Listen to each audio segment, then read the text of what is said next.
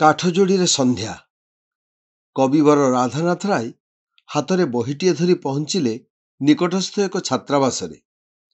ତାହା କୌଣସି ସାଧାରଣ ଛାତ୍ରଙ୍କ ନିବାସ ନଥିଲା। ତାହା ଥିଲା ବିଂଶ ଶତାବ୍ଦୀର ପ୍ରଥମ 3 ଦଶକରେ ଉତ୍କଳ ପ୍ରଦେଶରେ ସ୍ୱତନ୍ତ୍ରତା ଆନ୍ଦୋଳନର ଶଙ୍ଖନାଦ କରିଥିବା ଏବଂ ବୟସରେ ତରୁଣ ଅଥଚ ରାଷ୍ଟ୍ରନୀତିରେ ପ୍ରବୀଣ ଛାତ୍ର ଗୋପବନ୍ଧୁ ଦାସଙ୍କ ନିବାସ। କବିବରଙ୍କ ଡାକ ଶୁଣି ବ୍ୟଗ୍ରତାର ସହ ତରୁଣ ଗୋପବନ୍ଧୁ ବାହାରି ଆସିଲେ ପ୍ରକୋଷ୍ଠରୁ। ପ୍ରଣିପାତ କରି ଆଶ୍ଚର୍ଯ୍ୟଚକିତ ହୋଇ ଗୋପବନ୍ଧୁ କବିବରଙ୍କର ଆସିବାର କାରଣ ପଚାରିଲେ। ରାଧାନାଥ ତାଙ୍କର ପ୍ରିୟ ଶିଷ୍ୟକୁ ଦେଖି ବେଶ୍ ଉଲ୍ଲସିତ ହେଉଥିଲେ। କେବେ ସିନା ଗୋପବନ୍ଧୁଙ୍କ ଟିପ୍ପଣୀର ଶରବ୍ୟ ହୋଇ ସେ ଆହତ ହୋଇଥିଲେ, କିନ୍ତୁ ସାରସ୍ୱତ ପ୍ରତିଭାଦୀପ୍ତ ଗୋପବନ୍ଧୁଙ୍କ ପ୍ରତି ତାଙ୍କର ରହିଥିଲା ଯଥେଷ୍ଟ ଶ୍ରଦ୍ଧା। କାଠଯୋଡ଼ି ନଦୀ ତଟର ଶୀତଳ ପବନରେ ସୂର୍ଯ୍ୟାସ୍ତକୁ ଉପଭୋଗ କରିବା ଅବସରରେ ପଦଚାଳନା କରିବା ଥିଲା ରାଧାନାଥଙ୍କର ଏକ ବାହାନା। ବାସ୍ତବରେ ଗୋପବନ୍ଧୁଙ୍କୁ ଏକ ସ୍ନିଗ୍ଧ ପରିବେଶରେ ଶୁଭେଚ୍ଛା ଓ ଅଭିନନ୍ଦନ ଜଣାଇବାର ପରିକଳ୍ପନା ଥିଲା ତାଙ୍କର।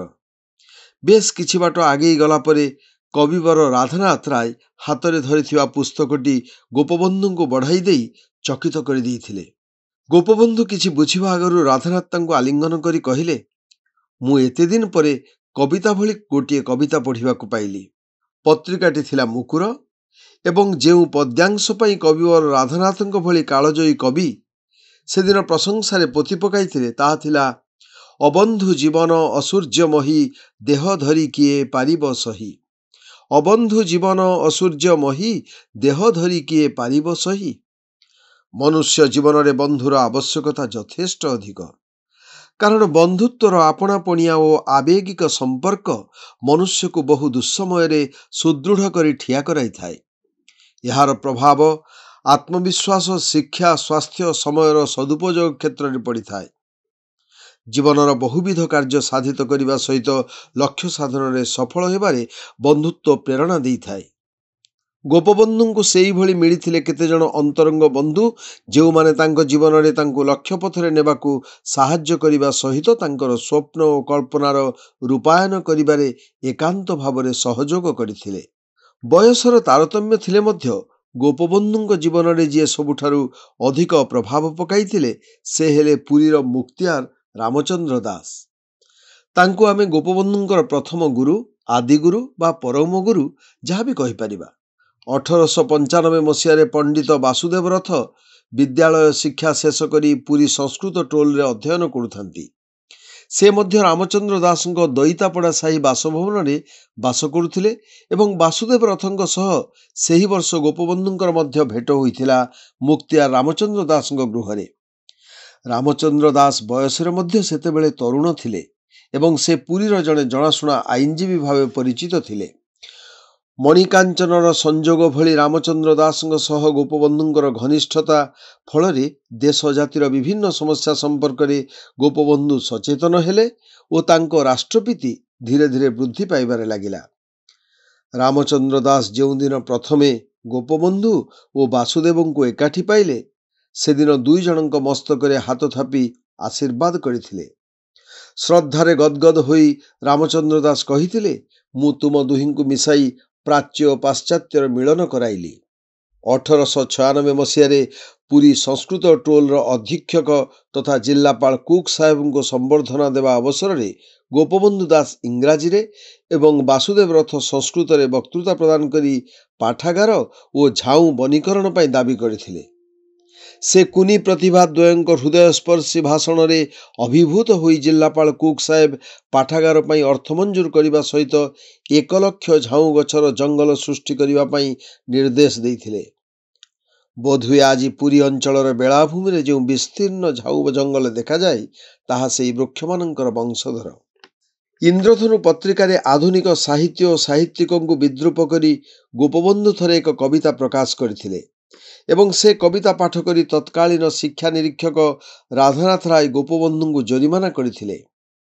ରାଧାନାଥଙ୍କ ଭଳି ଏକ ସ୍ପର୍ଦ୍ଧିତ ବ୍ୟକ୍ତିତ୍ୱଙ୍କ ନିର୍ଦ୍ଦେଶରେ ପ୍ରଧାନ ଶିକ୍ଷକଙ୍କଠୁ ଆରମ୍ଭ କରି ଅନ୍ୟମାନେ ଯେତେବେଳେ ଦଣ୍ଡ ଓ ତଣ୍ଡ ରୋକିବାକୁ ଅସହାୟ ହୋଇପଡ଼ିଲେ, ସେତେବେଳେ ମଧ୍ୟ ଗୋପବନ୍ଧୁଙ୍କୁ ରକ୍ଷା କରିଥିଲେ ମୁକ୍ତିଆର ରାମଚନ୍ଦ୍ର ଦାସ। ବିଦ୍ୟାଳୟରୁ ତାଙ୍କ ନାମ କାଟି ଦିଆଯିବା ଓ କବିତା ଲେଖିବା ପାଇଁ ଜୋରିମାନା ଗଣିବା ଭଳି ନିର୍ଦ୍ଦେଶ ଦେଇଥିଲେ। କିନ୍ତୁ ରାମଚନ୍ଦ୍ର ଦାସଙ୍କ ହସ୍ତକ୍ଷେପରେ ସେଥିରୁ ଆଶ୍ୱସ୍ତି ମିଳିଥିଲା ଗୋପବନ୍ଧୁଙ୍କୁ। ରାମଚନ୍ଦ୍ର ଦାସଙ୍କ ସହିତ ଘନିଷ୍ଠ ସମ୍ପର୍କରୁ ଦୁହେଁ ଯେ ଲାଭାନ୍ୱିତ ହୋଇଥିଲେ ତା ନୁହେଁ, ବରଂ ପୁରୀ ସହର ଓ ପୁରୀ ଜିଲ୍ଲାର ସାଧାରଣ ଜନତା ବହୁ ଭାବରେ କୃତଜ୍ଞ ହୋଇଥିଲେ। ବିଭିନ୍ନ କାର୍ଯ୍ୟରେ ଗୋପବନ୍ଧୁ ଯେତେବେଳେ ସାଥୀମାନଙ୍କୁ ନେଇ କାମକୁ ଯାଉଥିଲେ, ତାଙ୍କୁ ଆର୍ଥିକ, ଶାରୀରିକ ଓ ସାମାଜିକ ସୁରକ୍ଷା ଦେବାରେ ମୁକ୍ତିଆର ରାମଚନ୍ଦ୍ର ଦାସ ଏକ ପର୍ବତ ସଦୃଶ ଦଣ୍ଡାୟମାନ ଥିଲେ। ଏପରିକି ରାମଚନ୍ଦ୍ର ଦାସଙ୍କ ସନ୍ତାନର ମୃତ୍ୟୁ ହେବା ପରେ ସେ ଈଶ୍ୱରଙ୍କ ପାଖରେ ବିନୀତ ଭାବରେ ନିବେଦନ କରିଥିଲେ ଯେ ତାଙ୍କର ସନ୍ତାନ ନ ହେଉ, ଯାହାଦ୍ୱାରା ସେ ସଂସାର ସହିତ ଜଡ଼ିତ ହେବେ ନାହିଁ। ବିଭିନ୍ନ କାର୍ଯ୍ୟରେ ଗୋପବନ୍ଧୁ ଯେତେବେଳେ ସାଥୀମାନଙ୍କୁ ନେଇ କାମକୁ ଯାଉଥିଲେ, ତାଙ୍କୁ ଆର୍ଥିକ, ଶାରୀରିକ ଓ ସାମାଜିକ ସୁରକ୍ଷା ଦେବାରେ ମୁକ୍ତିଆର ରାମଚନ୍ଦ୍ର ଦାସ ଏକ ପର୍ବତ ସଦୃଶ ଦଣ୍ଡାୟମାନ ଥିଲେ। ଏପରିକି ରାମଚନ୍ଦ୍ର ଦାସଙ୍କ ସନ୍ତାନର ମୃତ୍ୟୁ ହେବା ପରେ ସେ ଈଶ୍ୱରଙ୍କ ପାଖରେ ବିନୀତ ଭାବରେ ନିବେଦନ କରିଥିଲେ ଯେ ତାଙ୍କର ସନ୍ତାନ ନ ହେଉ, ଯାହାଦ୍ୱାରା ସେ ସଂସାର ସହିତ ଜଡ଼ିତ ହେବେ ନାହିଁ। ଗୋପବନ୍ଧୁ ଥିଲେ ତାଙ୍କର ସଖା, ସହୋଦର, ପୁତ୍ର, ସବୁକିଛି। ପୁରୀରେ ବିଶ୍ୱବିଦ୍ୟାଳୟ ସାହିତ୍ୟ ଆଲୋଚନା ଅନୁଷ୍ଠାନ ହେଉ ବା ସଂସ୍କୃତ ଟୋଲରେ ପ୍ରତିଷ୍ଠିତ ଲିଟେରାରୀ କ୍ଲବ ହେଉ, ସବୁଠାରେ ରାମଚନ୍ଦ୍ର ଓ ଗୋପବନ୍ଧୁଙ୍କର ବୌଦ୍ଧିକ ଆଲୋଚନା ପୁରୀବାସୀଙ୍କୁ ଉଦ୍ବୁଦ୍ଧ କରୁଥିଲା। ଗୋପବନ୍ଧୁ ଓ ବାସୁଦେବଙ୍କର ବନ୍ଧୁତ୍ୱ ମଧ୍ୟ ସୁଆଣ୍ଡରୁ ପୁରୀ ପର୍ଯ୍ୟନ୍ତ ବହୁ ଘଟଣା କାର୍ଯ୍ୟକ୍ରମ ସହିତ ଘନିଷ୍ଠ ଭାବେ ଜଡ଼ିତ ଥିଲା। ଛାତ୍ରାବସ୍ଥାରୁ ଉତ୍ତୀର୍ଣ୍ଣ ହୋଇ ଗୋପବନ୍ଧୁ ଯେତେବେଳେ ସାଂସାରିକ ଜୀବନରେ ପ୍ରବେଶ କଲେ, ତାଙ୍କ ଅମାୟିକ ଗୁଣ ଯୋଗୁଁ ବହୁ ବ୍ୟକ୍ତି ତାଙ୍କ ସହିତ ବନ୍ଧୁ, ସଖା, ସହୋଦର ଭାବରେ ଯୋଡ଼ି ହୋଇ ଯାଇଥିଲେ। ନୀଳଗିରିରେ ଶିକ୍ଷକତା ପରେ ଓଡ଼ିଶାର ବିଖ୍ୟାତ ଆଇନଜୀବୀ ଉତ୍କଳ ଗୌରବ ମଧୁସୂଦନ ଦାସ, ଯିଏକି ମହାରାଜା ଶ୍ରୀରାମଚନ୍ଦ୍ର ଭଞ୍ଜଙ୍କର ରାଜନୈତିକ ଉପଦେଷ୍ଟା ଥିଲେ, ତାଙ୍କ ସୁପାରିଶ କ୍ରମେ ଗୋପବନ୍ଧୁ 1910 ମସିହା ଜାନୁଆରୀ 10 ତାରିଖରେ ମୟୂରଭଞ୍ଜ ଷ୍ଟେଟ୍ କାଉନସିଲର ସରକାରୀ ଓକିଲ ଭାବେ ଯୋଗଦାନ କରିଥିଲେ। ପରବର୍ତ୍ତୀ ସମୟରେ ବାରିପଦା ମ୍ୟୁନିସିପାଲିଟିର ଭାଇସ୍ ଚେୟାରମ୍ୟାନ୍ ପଦ ଅଳଙ୍କୃତ କରିଥିଲେ। ମହାରାଜା ଶ୍ରୀରାମଚନ୍ଦ୍ର ଭଞ୍ଜଦେବ ମଧ୍ୟ ଗୋପବନ୍ଧୁଙ୍କୁ ଜଣେ ବନ୍ଧୁ ଭାବେ ବେଶ୍ ଆଦର ସ୍ନେହ କରୁଥିଲେ। ଗୋପବନ୍ଧୁଙ୍କ ପ୍ରେରଣାରେ ମହାରାଜା ଶ୍ରୀରାମଚନ୍ଦ୍ର ବିଦେଶ ଗସ୍ତରେ ଯାଇ ଅନ୍ୟ ଦେଶରେ ବିକାଶର ଚିତ୍ର ଦେଖି ଆସିବା ପାଇଁ ରାଜି ହୋଇଥିଲେ ଓ ତାଙ୍କର ବିଦେଶ ଯାତ୍ରା ପାଇଁ ପ୍ରସ୍ତୁତି ହୋଇଥିଲା। ବନ୍ଧୁବତ୍ସଳ ଗୋପବନ୍ଧୁ ମହାରାଜାଙ୍କୁ ବିଦେଶ ଯିବା ପୂର୍ବରୁ ଅନୁଷ୍ଠିତ ସମ୍ବର୍ଦ୍ଧନା ସଭାରେ ଏକ ମାନପତ୍ର ପାଠ କରି ଶୁଣାଇଥିଲେ। ସେହି ପତ୍ରଟି ଏତେ ହୃଦୟସ୍ପର୍ଶୀ ହୋଇଥିଲା ଯେ ଗୋପବନ୍ଧୁଙ୍କ ସମେତ ସମସ୍ତ ଜନତା ସେଥିରେ ଲୋତକାପ୍ଲୁତ ହୋଇଥିଲେ। ଭାର୍ଗବୀ ନଦୀ କୂଳରେ ଜହ୍ନ ଜରଜର ସେହି ଅଭୁଲା ରାତି। ନବ ଉତ୍କଳର ନିର୍ମାଣରେ 3 ଜଣ ବନ୍ଧୁଙ୍କର ଶପଥ ପରେ ହିଁ ଗଢ଼ି ଉଠିଥିଲା ମହାନ ଜାତୀୟ ଶିକ୍ଷାନୁଷ୍ଠାନ ସତ୍ୟବାଦୀ ବନବିଦ୍ୟାଳୟ। ଅଳ୍ପ କେତୋଟି ଶବ୍ଦ ସମ୍ବଳିତ ସେହି 2ଟି ଧାଡ଼ି ଏଠାରେ ଉଲ୍ଲେଖ ନ କଲେ ହୁଏତ ସମ୍ପୂର୍ଣ୍ଣ ହୋଇ ନପାରେ ରଚନାର ଆଭିମୁଖ୍ୟ।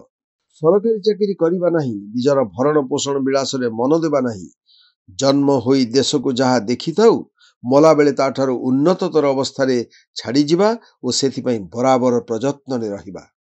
ସୁଆଣ୍ଡୋର ନଦୀ ପଠାରେ ଚିକ୍ ଚିକ୍ କରୁଥାଏ ସରୁବାଲି ଜହ୍ନ ଆଲୁଅରେ। ନଦୀ, ମଶାଣୀ, ମନ୍ଦିର, ବୃକ୍ଷଲତା ସବୁକିଛି ଅଳ୍ପ ଅଳ୍ପ ଚନ୍ଦ୍ର କିରଣରେ ପ୍ରହେଳିକା ସୃଷ୍ଟି କରୁଥାନ୍ତି। ବାଲି ଉପରେ ଗୋପବନ୍ଧୁଙ୍କ ସହ ବସିଥିଲେ 3 ବନ୍ଧୁ, ଅନନ୍ତ, ହରିହର ଓ ନୀଳକଣ୍ଠ। ଉପରୋକ୍ତ ସଂକଳ୍ପକୁ ବାରମ୍ବାର ଦୋହରାଇଲା ବେଳକୁ ସରି ଆସୁଥାଏ ରାତି, ଉଇଁ ଆସୁଥାନ୍ତି ସୂର୍ଯ୍ୟ। ସୂର୍ଯ୍ୟ ସ୍ନାତ ସକାଳରେ ବନ୍ଧୁତାର ବନ୍ଧନରେ ସେମାନେ ଆରମ୍ଭ କଲେ ତାଙ୍କର ଲକ୍ଷ୍ୟ ପଥରେ ଯାତ୍ରା। ଆଜି ସେସବୁ ଇତିହାସ ହୋଇଯାଇଛି ସତ, କିନ୍ତୁ 5 ଆଙ୍ଗୁଳିର ସାହାଯ୍ୟରେ ହାତ ମୁଠା ହେଲା ଭଳି ସମାନ ଲକ୍ଷ୍ୟର ବନ୍ଧୁ ମିଳିଗଲେ ଜଗତରେ ସବୁ କାର୍ଯ୍ୟ ଯେ ସମ୍ଭବ, ଏହା ଗୋପବନ୍ଧୁଙ୍କ ଠାରୁ ଆଉ କିଏ ଅଧିକ ପ୍ରମାଣିତ କରିପାରିବ?